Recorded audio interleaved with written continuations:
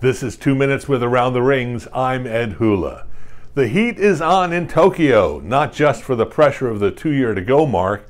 Temperatures this week during the IOC COCOM visit reached the 35-degree mark in Celsius, very typical for Tokyo.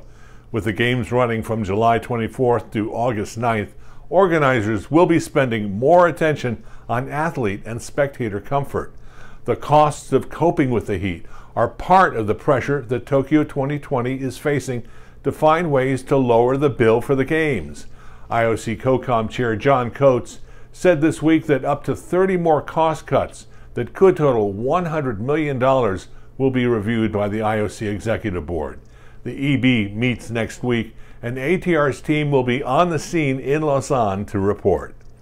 Big news this week for the U.S. Olympic Committee. A nationwide search for a new chief executive officer is over.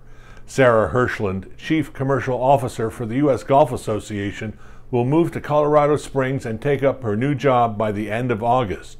She replaces Scott Blackman, who resigned in February for cancer treatment. Hirshland is a former vice president of Wasserman Media Group, headed by Casey Wasserman, chairman of Los Angeles 2028.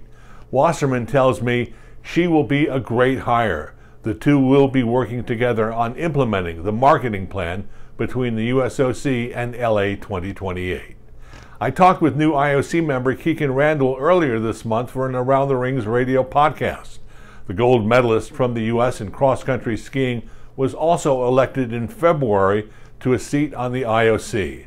As I said goodbye, she mentioned a medical issue would keep her from attending the IOC session and Youth Olympic Games in Buenos Aires this October.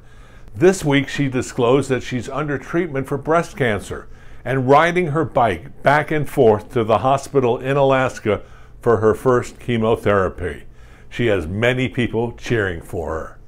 IOC President Thomas Bach may not have a German team to cheer for in the World Cup, but he is on his way to Moscow this weekend at the invitation of FIFA President Gianni Infantino. Bach was similarly invited to the 2014 World Cup in Rio. The trip to Moscow may give the IOC president the chance to speak in person with Russian President Vladimir Putin for the first time since the collapse of the anti-doping system that snarled the Rio and Pyeongchang Olympics. The two men have a lot to talk about. That's 2 Minutes with Around the Rings. I'm Ed Hula. For 25 years, your #1 source of news about the Olympics, AroundTheRings.com.